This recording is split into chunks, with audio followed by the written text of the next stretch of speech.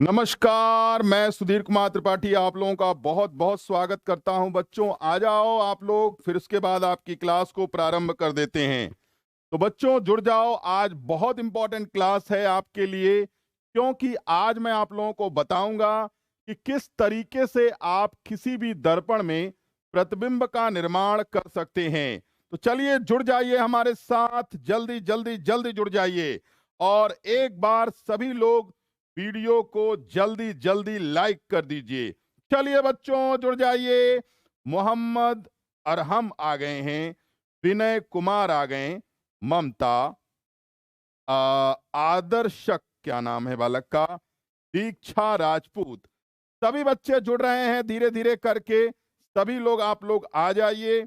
उसके बाद हम आपकी क्लास को बड़ी ही आसानी से प्रारंभ कर देंगे। चलिए बच्चों जुड़ जाइए। Amit Nagar, Sachin Yadav, Yogesh Maurya, Tej Tejveer Sagar, hello sir, good evening sir.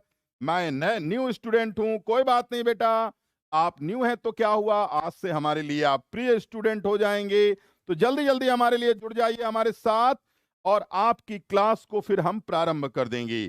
चलिए बच्चों जुड़ जाइए हमारे साथ, और सभी लोग एक बार वीडियो को लाइक करेंगे, क्योंकि गुरु दक्षिणा तो बनता है भाई अपना। लो सर, मैं भी आ गया, शिवम राजपूत, बहुत बहुत धन्यवाद बच्चों। सभी लोग जुड़ जाइए, उसके बाद आपकी क्लास को प्रारंभ करेंगे बच्चों। चलिए जुड़ जाइए जल्दी जल्दी आप लोग। मोबाइल देना मैडम, मैं भी देख लेता हूं एक बार सब कुछ ओके है, और यदि सब कुछ ओके है तो कोई बड़ी बात तो है ही नहीं। चलो मैं एक बार थोड़ा सा देखता हूं, ठीक है। चलो, तो मुझे लगता है कि सब कुछ ठीक है, और यहां पर सभी बच्चे जवाब दे रहे हैं। तो चलो बच्चों, तो अब देखो, आप लोगों ने कभी ना कभी सुना होगा दर्पण के बारे में, कभी ना कभी आपने दर्पण में अपना चेहरा देखा होगा। तो आपको पता है कि दर्पण जो होता है उसमें आपकी तस्वीर बनती है, आपकी इमेज बनती है, आपको पता होगा। इसके अलावा पिछले क्लास में मैंने बताया था कि अवतल दर्पण में वक्रता केंद्र क्या होता है, वक्रता त्रिज्या क्या होती है, मुख्य अक्ष क्या होता है, ध्रुव क्या होता है, इसके अलावा फोकस क्या चीज है, सारी बातें आप लोगों को बताने का प्रयास किया था मैंने। आज मैं आपको बताऊंगा इमेज का निर्माण कैसे करते हैं, प्रतिबिंब का निर्माण कैसे करते हैं। हाँ बिल्कुल मिलेगा बेटा, अभी मैं इस पीडीएफ को टेलीग्राम चैनल पर अपलोड कर दूंगा, और आप सभी लोग इसे ग्रहण कर लीजिएगा, ठीक है। चलो चलो बच्चों, इससे पहले मैं आपको कुछ चीजें जरूर शेयर करूंगा। चलो देखो इधर बच्चों, आप सभी लोगों को पता होगा, जैसे एक एग्जाम्पल के तौर पर मैं लेता हूं, इसको फिर से समझाता हूं। आप मान लीजिए थोड़ी देर के लिए ये आपके सामने है एक, ये देखिए, ये आपके सामने मैंने एक बना दिया अवतल दर्पण। मान लीजिए थोड़ी देर के लिए आपके सामने ये क्या बना दिया गया, मान लीजिए बच्चों ये अवतल दर्पण बना दिया गया है। और अब हम क्या करेंगे, यहां पर एक लाइन खींच, और बच्चों आप लोगों को मालूम होगा ये लाइन के बारे में मैंने आपको पहले भी बताया था, और आप लोगों ने जाना भी था। चलिए देखिए, अब मैं यहां पर लाइन खींचूंगा एक, ध्यान से देखिए,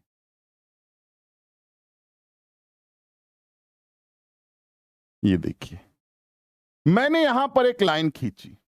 और बच्चों एक बात याद रखो, ये जो बिंदु है यहां पर, ये जो आपके सामने बिंदु है ये वाला, इस बिंदु को हमने क्या नाम दिया, इस बिंदु को हमने नाम दिया क्या, तो बच्चों ये है वक्रता केंद्र। इसे हमने कहा वक्रता केंद्र, और बच्चों इसे हमने सी से डिनोट किया। इसके अलावा ये क्या है आपके सामने, तो तो हमने इसको नाम दिया वक्रता त्रिज्या। बच्चों याद रखना, वक्रता त्रिज्या को ही आर से डिनोट करते हैं और इसी को कहा जाता है मुख्य अक्ष। इसी को कहा जाता है मुख्य अक्ष। और बच्चों, ये जो बिंदु है यहां P से डिनोट करते हैं और इस बिंदु को हम क्या नाम देते हैं? ध्रुव कहते हैं। यदि हम त्रिज्या को आधा कर दें, बच्चों याद रखिएगा, यदि हम त्रिज्या को आधा कर दें तो हमें फोकस मिल जाएगा। यानी यदि मैंने लिख दिया F बराबर R/2 तो बच्चों हमें मिल जाएगा फोकस। फोकस क्या होता है? ये आधा होता है बच्चों। इसका मतलब ये हुआ कि F बराबर R/2 हुआ और बच्चों R बराबर 2F हुआ। ध्यान रखिएगा, ये फार्मूला होता है, ये आपको याद रखने की आवश्यकता होती है। इसे क्या कहते हैं? तो बच्चों इसे हम फोकस कहते हैं। अब बताओ आप हमें, यहां तक यदि आपको समझ आ गया होगा तो फिर मैं आगे बढ़ूंगा। बताइए, क्या आपको ये बात समझ आ गई या नहीं आई? और यदि आ गई तो आप मुझे बताइएगा। जितने भी बच्चे देख रहे हैं खुश रहिए बेटा। हाँ, centre of curvature, radius of curvature, focus, pole, और ये जो होता है ना, जिसे आप M1 और M2 कहते हैं, ये द्वारक होता है। इसे हम लोग द्वारक या एपर्चर के नाम से जानते हैं। याद रखिएगा इस बात। नहीं बेटा, कॉपी पर नोट मत करिएगा, मैं आप लोगों को उपलब्ध करवा दूंगा, ठीक है? याद रखिए। यस सर, आ गया। ओके, चलो अब एक बात बताओ, आप लोगों से पूछता हूं। इस चित्र को देखो बेटा, ये वस्तु रखी है, ये दर्पण है। इसका मतलब ये हुआ कि वस्तु की तस्वीर, वस्तु का प्रतिबिंब दर्पण में बनेगा। तो वस्तु की जो प्रतिबिंब होता है, वस्तु की जो तस्वीर होती है, इमेज होती है, अगर मान लो मैं दर्पण पे कहां खड़ा हूं, मैं दर्पण पे मान लो यहां खड़ा हूं, और थोड़ा आगे खड़ा हूं, आगे खड़ा हूं, पीछे खड़ा हूं, थोड़ा और पीछे खड़ा हूं, तो आखिरकार इमेज बनेगी कैसे और कहां बनेगी? क्या नियम कानून है बच्चों? तो आज उन्हीं नियम कानून को आपके सामने बताने जा रहे हैं। ध्यान से देखिएगा। मान लीजिए बच्चों, ये आपके सामने है क्या? इसे हम लोगों ने कहा ये आपके सामने है अवतल दर्पण, ठीक है? और ये आपके सामने है उत्तल दर्पण। ध्यान दीजिएगा। अब जरा इसको देखो आप, ये वस्तु है, वस्तु से ये क्या जा रहा है?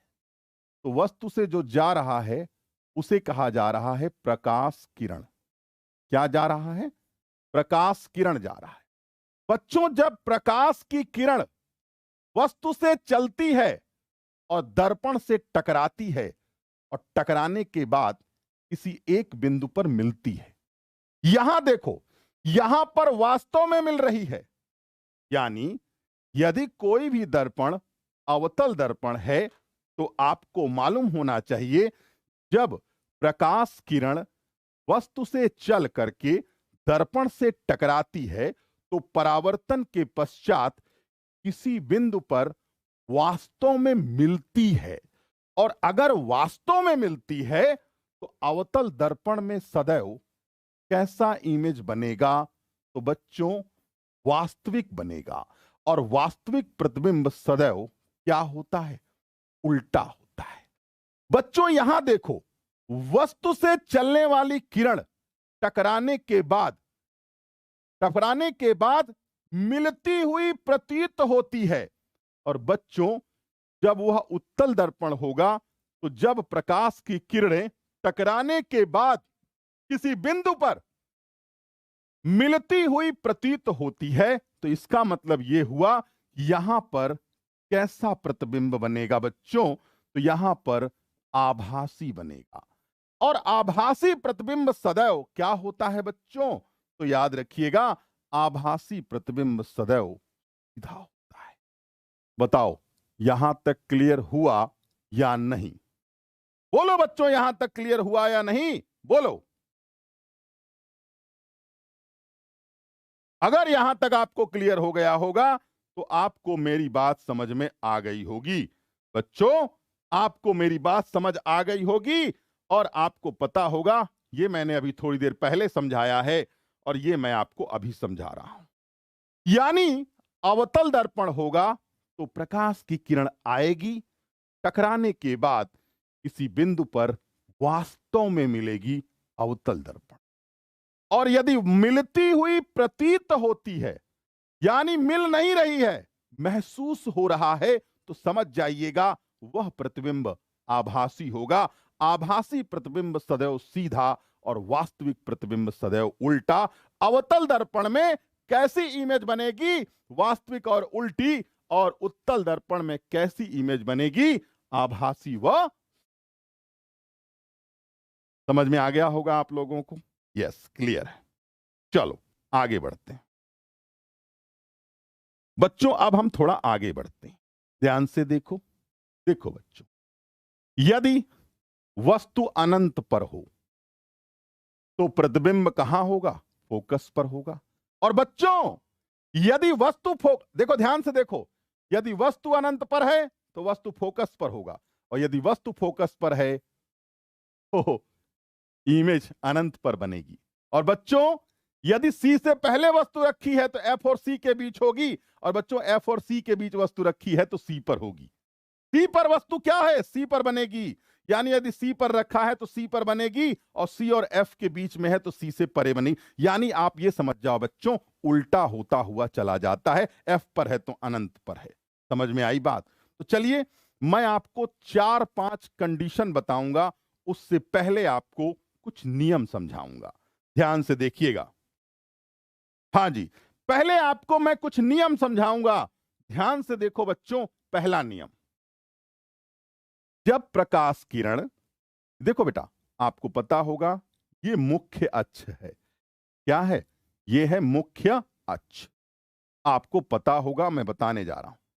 जब प्रकाश किरण मुख्य अक्ष के समानांतर चलती है, जब प्रकाश किरण मुख्य अक्ष से समानांतर चलती है तो दर्पण से टकराने के बाद फोकस से होकर के गुजर जाती है।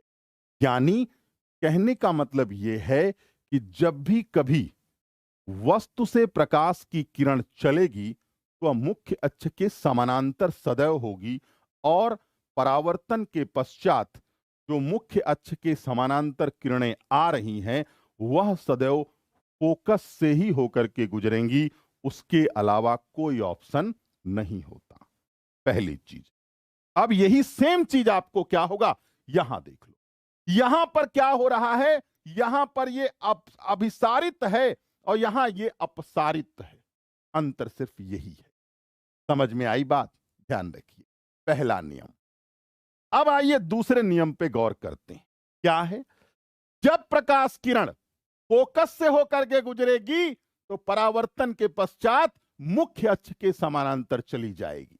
जब जब प्रकाश किरण मुख्य अक्ष के समानांतर थी तो टकराने के बाद परावर्तन के पश्चात फोकस से होकर गुजर रही थी। और बच्चों, जब प्रकाश किरण फोकस से होकर गुजर रहा था तो वह टकराने के बाद आपको मालूम है मुख्य अक्ष के समानांतर निकल जाएगा। समझ में आ गई होगी बात? यह दूसरा नियम है।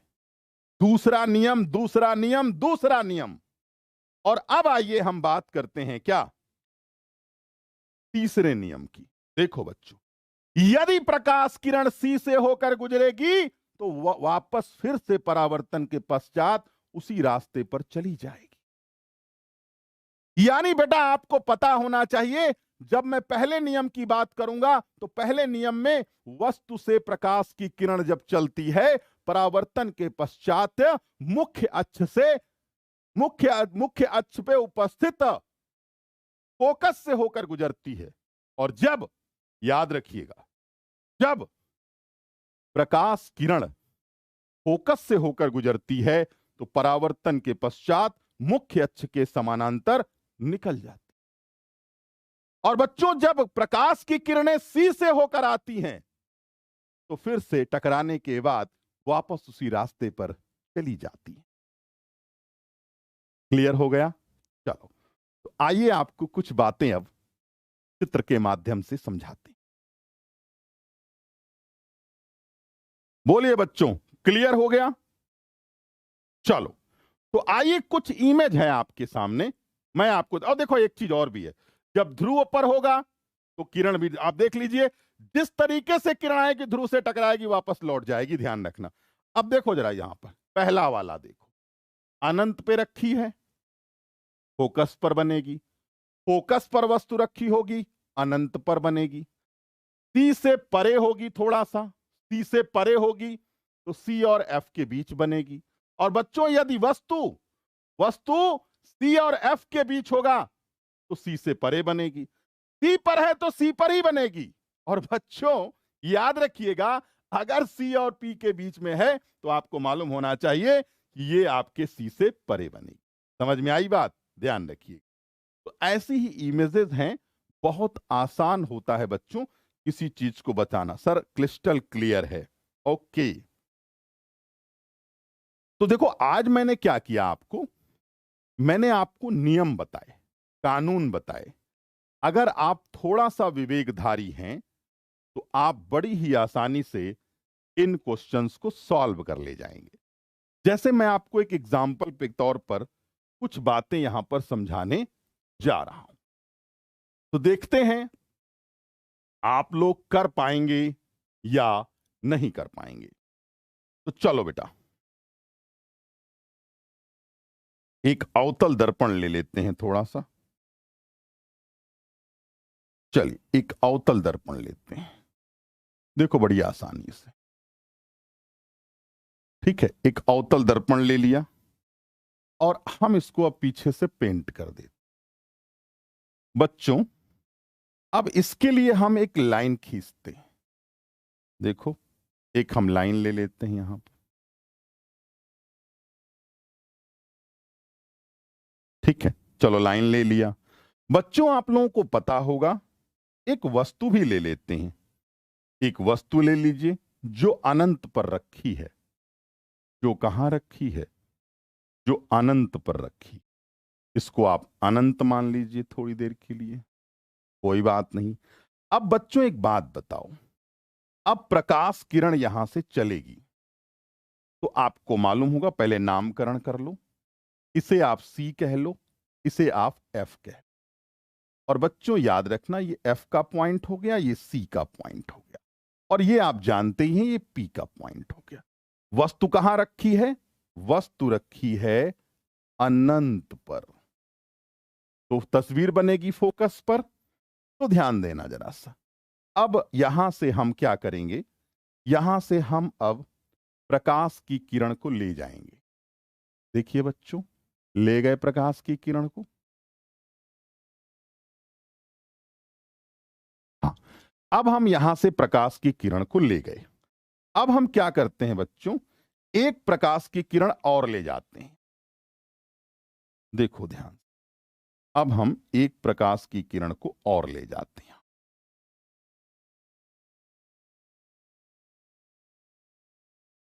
कोई बात नहीं, ले जाना भी चाहिए, और हम ले भी गए, कोई बात नहीं, हो गया मेरा काम। ये देखिए, अब आप एक बात बताओ बच्चों, मैं आप ही लोगों से पूछूंगा, और तो किसी से पूछ नहीं सकता।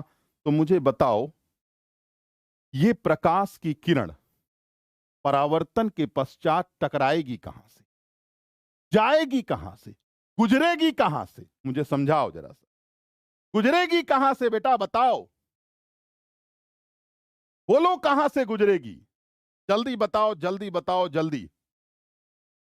अगर आपको समझ आ रहा है मेरी बात तो जरूर बताओ बेटा, कहां से गुजरेगी, कहां से गुजरेगी?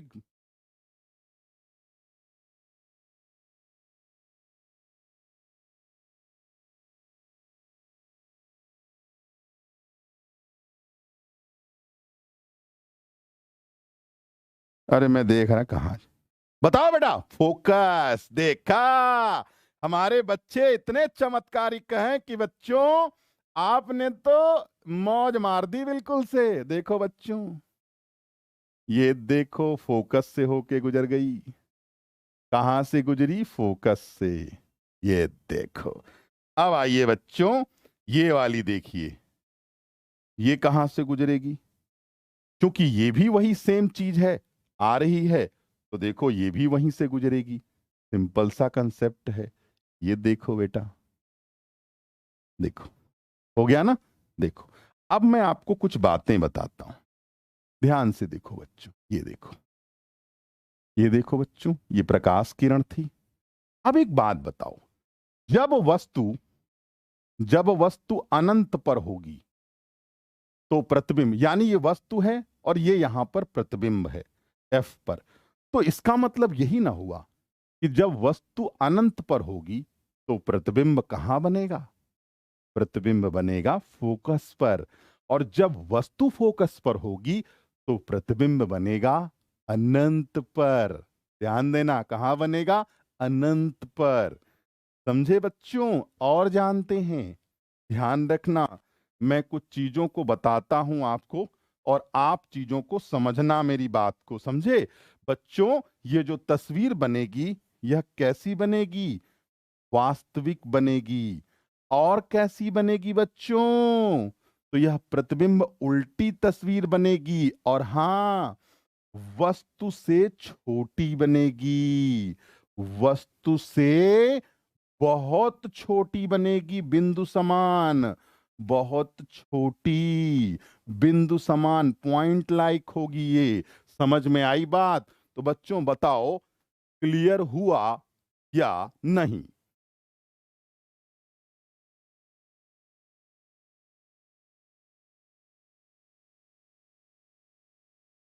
तुम लोग क्या बतिया रहा है उल्टा सीधा यार?